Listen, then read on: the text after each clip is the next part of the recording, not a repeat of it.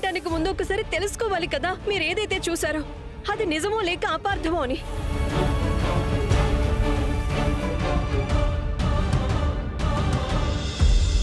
నేను రోహిత్ కోసం ఇవన్నీ ఎందుకు చేస్తాను? అది నన్ను కాదు, నీ మనసును అడుగు. రాఘవ్,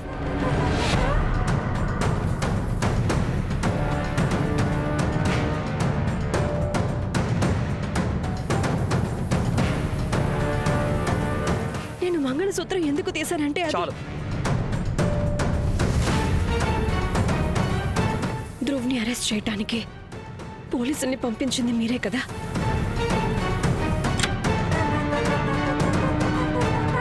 రేఖకి ఎందుకు అలా అనిపించింది? ధ్రువ్ని అరెస్ట్ చేయడానికి నేను పోలీసులను ఎందుకు పంపిస్తాను? అండ్ తను అన్న విధానం చూస్తుంటే తను చాలా నమ్మకంగా చెప్పినట్టే అనిపించింది. కానీ ఒకవేళ పోలీసుల్ని నేను పంపించుండకపోతే మరెవరు పంపించుంటారు?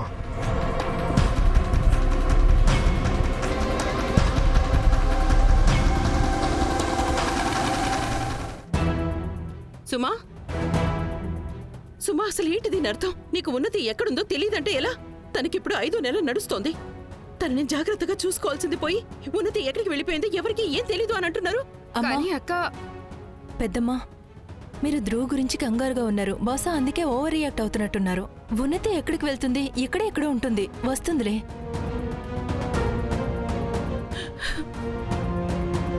నా జీవితంలో ఎప్పటికే చాలా తుఫాన్లు వచ్చాయి, కానీ ఈ తుఫాన్ నన్ను ముంచేసేలా ఉంది. ఈ తుఫాన్ నన్ను ముంచి పారేస్తుంది. అయ్యో,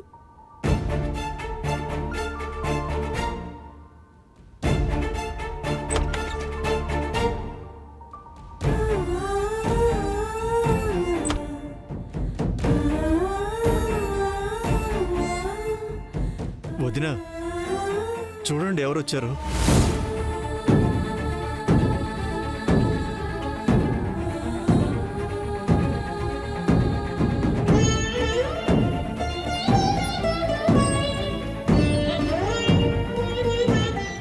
అత్తమ్మ, ధ్రువ్కి బెయిల్ వచ్చింది.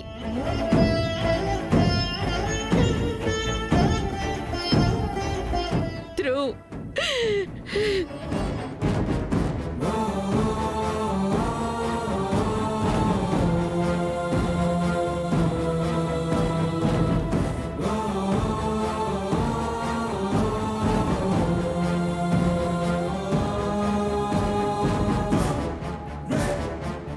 మాకొక టిప్ అందింది, మీరు 20 లక్షల రూపాయల లంచం తీసుకున్నారని.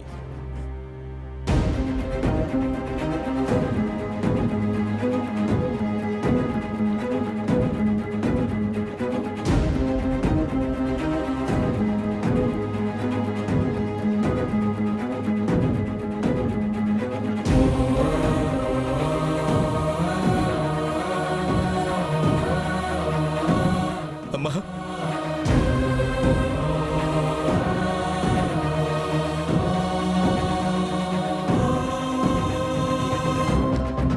అమ్మ, పోలీసులు నన్ను బాగా కొట్టారు.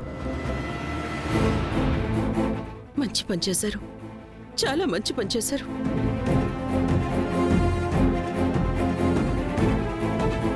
అమ్మా, నా చెయ్యొదులు, చెప్పేది నీకే. నా చెయ్యొదులు.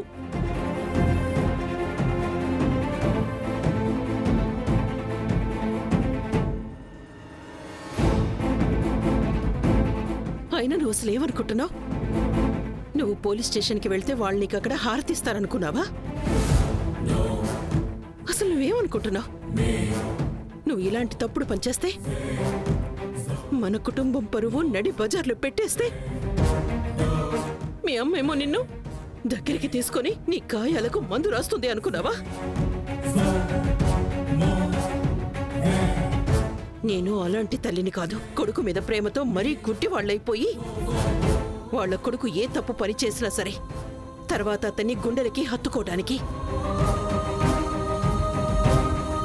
నువ్వు రేఖ నాకు 2 కళ్ళు, కానీ ఈరోజు ఆ 2 కళ్ళలో ఒక కంటిని పొడి చేసావు. నువ్వు నీ పనిలో అవినీతి చేశావు.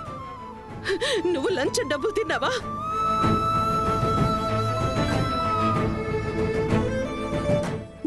నరాల్లో మీ నాన్నగారి రక్తమే ప్రవహిస్తోంది. అది ఎలా రంగు మారిపోయింది ధ్రువ్. నువ్వు మీ నాన్నగారి నుంచి ఏమి నేర్చుకోలేదా? కనీసం మీ అక్క రేఖ నుంచైనా నేర్చుకోవాల్సింది కదా. తన జీవితంలో తనకి ఎంత పెద్ద పెద్ద సమస్యలు వచ్చినా సరే తను తన ఆదర్శాలని వదల్లేదు. తన విలువల విషయంలో ఎప్పుడూ రాజీ పడలేదు. ఎప్పుడూ తన అస్తిత్వాన్ని అమ్ముకోలేదు. మరి ఎందుకు నీ అస్తిత్వాన్ని అమ్ముకున్నావు? సమాధానం చెప్పు ధ్రువ్. నువ్వెందుకు ఇలా చేశావు? చాలమ్మా.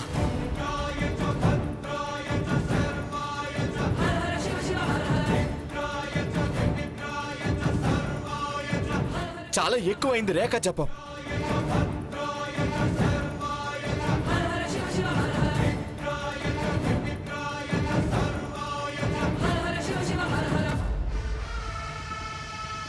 నా మంగళసూత్రం హుక్కు లూజ్ అయిపోయింది. అందుకే పిన్ని గారికి ఇచ్చాను వాళ్ళ ఫ్యామిలీ జ్యువెలర్తో సరిచేయించమని. అమ్మా, నువ్వు నన్ను పిలిచావా? రాఘవ్, నువ్వెక్కడున్నావు?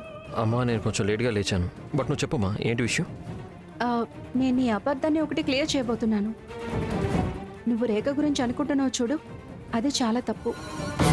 కానీ నాకు తెలుసు నువ్వేమంటావో నాకు ఇంకేం వినాలని లేదు. అమ్మా, నీకేం తెలీదు కదా? అమ్మా, నేను వింటాను. అరే, ఏంటి సంగతి? కూర్చో. అంటే ఏదో జరిగింది, అందుకే నువ్వు కూడా మళ్ళీ దీని గురించి ఆలోచిస్తున్నావు. అమ్మా, విషయం ఏంటో చెప్పొచ్చు కదా. రాఘవ్, నువ్వు అనుకుంటున్నావు కదా రేఖ మంగళసూత్రం తీసేయడానికి కారణం తనకి నీతో బంధం ఇష్టం లేదని. నువ్వు తప్పుగా అనుకున్నావు. తను మంగళసూత్రం ఎందుకు తీసిందంటే దాని హుక్ లూజ్ అయిపోయింది కాబట్టి. ఇంకా దాన్ని రిపేర్కి ఇచ్చింది, అంతే. అది నీకెలా తెలుసమ్మా? ఎందుకంటే తనే స్వయంగా నాకు చెప్పింది. నువ్వు నాతో చెప్పావు కదా తన మంగళసూత్రం తీసేసిందని. సో నాకు దిగులుగా అనిపించింది. అందుకే నేనే స్వయంగా వెళ్ళి తనని నిజమేంటో అడుగుదాం అనిపించింది. అమ్మా, ఆ విషయం తను నాకెందుకు చెప్పలేదు? తను నీకు చెప్పడానికి ప్రయత్నించింది, కానీ తను చెప్పేది నువ్వు అసలు ఎక్కడ వింటావు? నువ్వు జస్ట్ తన మీద నిందలు మోపుతుంటావు అంతే. మంగళసూత్రం నేను ఎందుకు తీసానంటే దాని ఆపు. నేను ఒకసారి వినకపోతే తను ఇంకోసారి చెప్పడానికి ప్రయత్నించవచ్చు కదా. ప్రతిసారి తనే ఎందుకు ప్రయత్నించాలి రాఘవ్? కేవలం తనే మాట్లాడడానికి ఎందుకు ప్రయత్నించాలంటావు? నువ్వు వినడానికి ప్రయత్నించవచ్చు కదా. ఎందుకు? తను భార్య, నువ్వు భర్తవి కాబట్టా? అందుకే నీ స్థాయి తనకంటే ఎక్కువ. అమ్మా, నీకు తెలుసు కదా నేను అలాంటివన్నీ ఆలోచించనని. రాఘవ్, నేను కేవలం ఒక్కటే నచ్చ చెప్పడానికి ప్రయత్నిస్తున్నాను. అప్పుడప్పుడు చిన్న చిన్న అపార్థాలు గొప్ప గొప్ప బంధాలని కూడా నాశనం చేస్తాయి. ఈ మిస్అండర్స్టాండింగ్ నీకు రేఖ మధ్య ఉన్న సమస్యల లోయ ఇంకా పెద్దగా చేసేసే లోపు, మీరిద్దరూ దాన్ని దాటలేనంతగా అయ్యేలోపు వెళ్ళి రేఖతో మాట్లాడు. నీకున్న ప్రశ్నలన్నీ రేఖ గురించే కదా. మరి నువ్వు సమాధానాలు కూడా రేఖనే అడిగి తెలుసుకోవాలి, వేరే ఎవరినో కాదు.